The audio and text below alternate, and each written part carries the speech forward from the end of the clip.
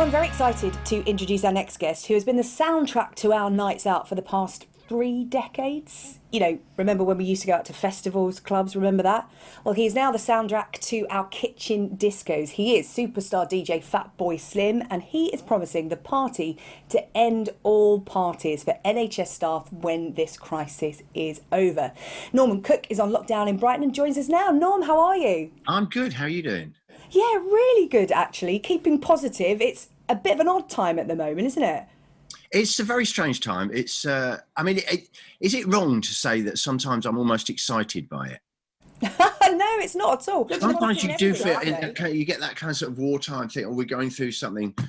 That word unprecedented has been way overused, but no, it's something you kind of feel like we're making history here, Yeah. which is a good way of spinning it. So it feels like, you know, we've got to get through this. You know, our parents went through the Blitz, and this is kind of our Blitz. So occasionally I do find some excitement in having to make do and the way we have to live our lives. How's lockdown treated you? Because you lived a jet set lifestyle until this coronavirus hit, travelling the world, doing huge gigs. I'm just wondering how you're finding a slightly slower pace of life. It's treating me fairly so far. I'm lucky that I live on the beach, so we've got fresh air and feel like we've got some sense of space. And I'm locked down with people that I love very dearly, so that helps. I mean, it's weird for me. Obviously, my job involves whatever the polar opposite of social distancing is. So that was the first casualty, and so before we'd even locked down, I'd already got my head around the fact that I probably wouldn't be working much this summer, which is which again, it's just one of those things you have to deal with. Yeah, it's interesting, isn't it? Because like you said, your job is bringing people together, you know, crowded dance floors, big gigs. And I know you've spoken in the past about the community you find on a dance floor. You know, it doesn't matter where you come from, you know, what you think about things. Music is the great leveler, and when you all love the same tune, you're all in it together. Yes, I mean, there's a tremendous sense of community that comes through being together, listening to music, and losing yourself in a night out. But there's also a power of music to have a sense of community. Well, the new community, the sort of online community that we're living through. So we found other ways of using what I do to bring people together, or give them a sense of less isolation. The fact that, you know, everybody's going through the same thing, and they're all they're in their kitchen trying to get excited on a Friday night too. So I don't know. I mean, in desperate times like this, you look to a sense of community of what can I contribute to it.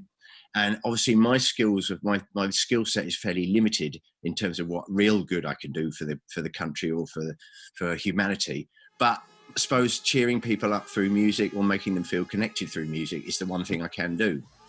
Yeah, talk to me about this free party you're putting on for NHS workers and their partners as well. I noticed that you were like, you know, their partners support them in what they're doing, so they deserve a big night out as well. It was just a friend of mine who works at the NHS said, "Oh, would you mind just doing a little viral for all the NHS workers, just to sort of give them support or thanks?" Or this is quite early on, so I made a little film. Hello, this is a message from Fatboy Slim to all the doctors, all the nurses, all the key workers.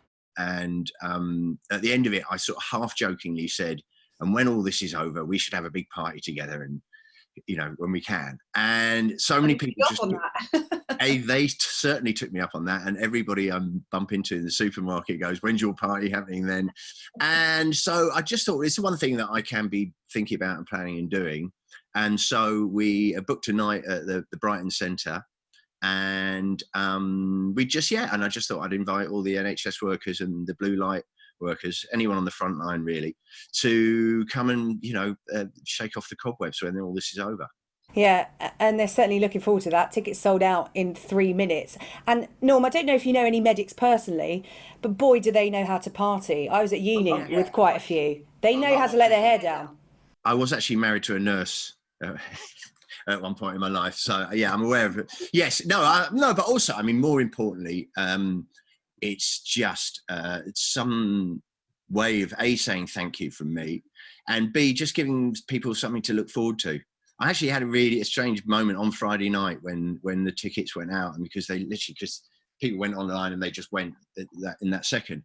And a friend of mine got a call from some people who are actually in the ICU saying we couldn't get the tickets because we were on duty. Can we get some through the back door? And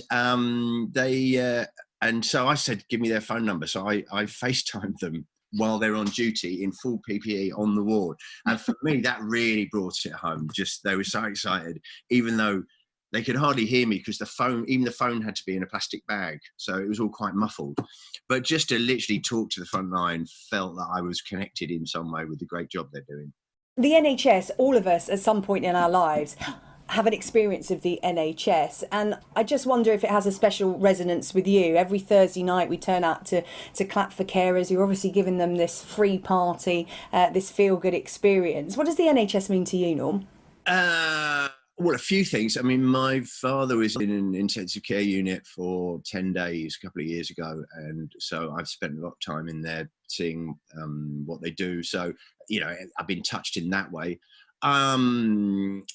Avoiding politics, I've always been a big fan of the NHS and always been trying to be as vocal as possible in helping the government to understand how much we should be looking after the NHS and, you know, basically financially.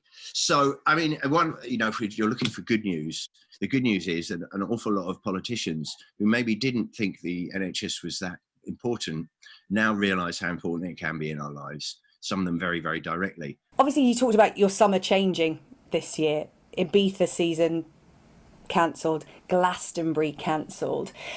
And this party that you're throwing for NHS staff won't be until October.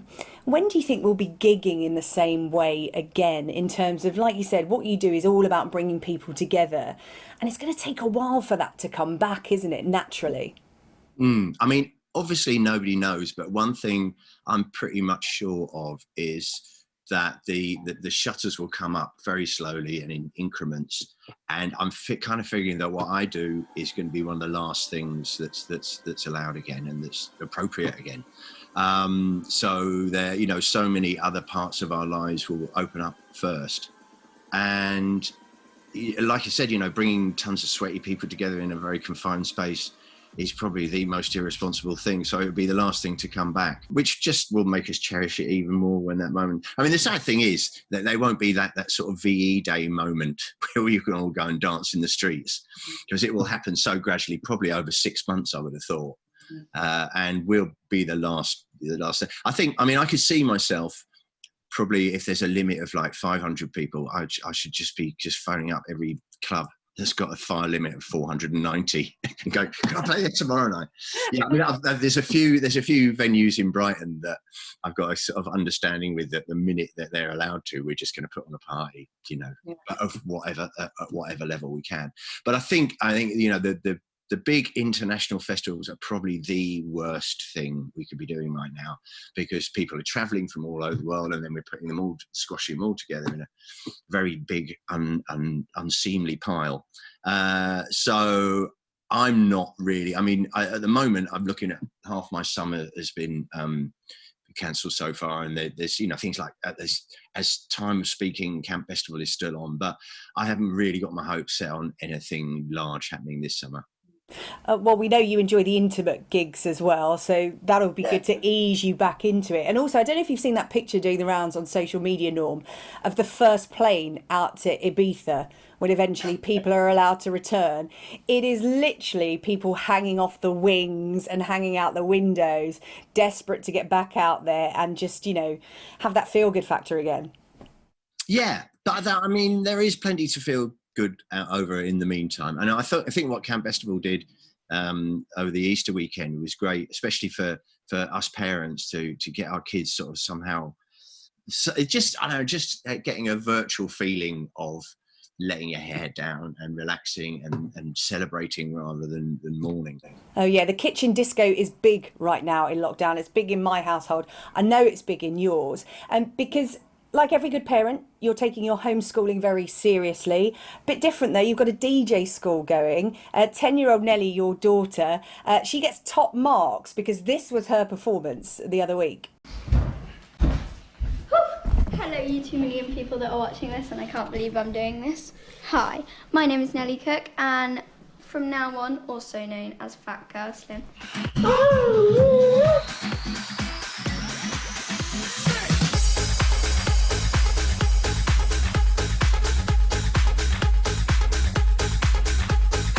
So how did this all come about, Norm? It seems like music very much is the family trade. Well, Nelly's kind of been sort of watching me DJ all her life and thinking, how hard can it be?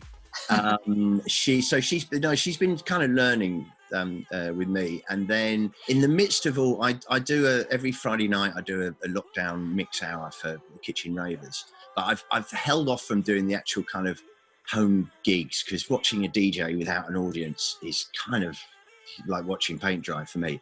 But then Camp Bestival wanted to do a thing that got all the kids up, and they were doing a big sleep in your gardens, pretend you're at a festival, and they asked all the people who were going to be appearing at Camp Bestival to contribute something. And then I was just, because I was talking to my daughter Nelly, and Camp Bestival this summer was going to be her first ever festival, and she's going to be so disappointed if it doesn't happen. And so I just thought it was a way of getting her involved in Camp Bestival, and I don't know, I just thought, I wonder if I could get Nelly to DJ and I'd help, and would that be any good? And I didn't know if it was going to be any good. I don't know if it was going to be enjoyable for other people, if it was a bit self-indulgent, but it was fun for me and Nelly to set it all up and do it and work out a little set for her. But it really caught the public's imagination. Yeah, it's going to be interesting to see who gets more bookings when we come out of this on the other side, because boy, oh boy, that was one great debut set. Yeah, wasn't she fabulous? I mean, I was so proud because she just stepped up to it like she'd been doing all her life. And yet she had a marriage proposal. She's got various gig bookings. But I mean, she's had 5 million streams. And I thought the other day, 5 million people, that's probably more than I've ever DJ'd to in my whole career. All that traveling and late nights and everything, and she just strolls in and does 5 million on the first go. But no, I'm very, very proud of it. And I just felt that is me using my talents to keep the nation's morale buoyant in the best of my capabilities. I don't know, some things seem a little trivial at a time like this. And I mean, for a while, I thought what I did was, it looked like everybody was doing, DJing from their bedroom. I was like, at a point like this, people don't really want to watch you DJ in your bedroom. They've got bigger fish to fry. They've got kids to look after, Well, Norm, it's been so good to talk to you. I know you've got a pub quiz later on. And my producer did say Norm might be 4 or 5 minutes late for this chat because he's having a shave. So for those who are watching on the video version of this on YouTube, you should be honoured. Those listening to the podcast, you'll be disappointed. But now I know it's for the pub quiz later on, Norm. I don't know. Well, I don't know about you, see. Probably you're still in the public eye, so you don't let yourself go. But certain standards, because I thought it was an audio podcast, I didn't shave for a couple of days. Norm, you're not alone. When I found out we were doing a video of this version of this podcast, I was very disappointed. Well, yeah, it's good. It keeps you on your toes. But my favourite quote from all of this is my mum, who's she's quite old and frail, so she's self-isolated weeks before the lockdown. And every time I say to her, how are you getting on? She said, well, I've got the garden, I've got, and she's got her husband. And she said, to be honest, she said, it's quite nice. She said, because I don't have to feel like I have to make the effort because I know no one's coming round. Norm, thank you so much for talking to us. Norman Cook, aka Fatboy Slim, putting on that party to end all parties for NHS staff in October. It's been great to chat, and stay safe. Nice one. You too. Stay safe, stay sane. Aha.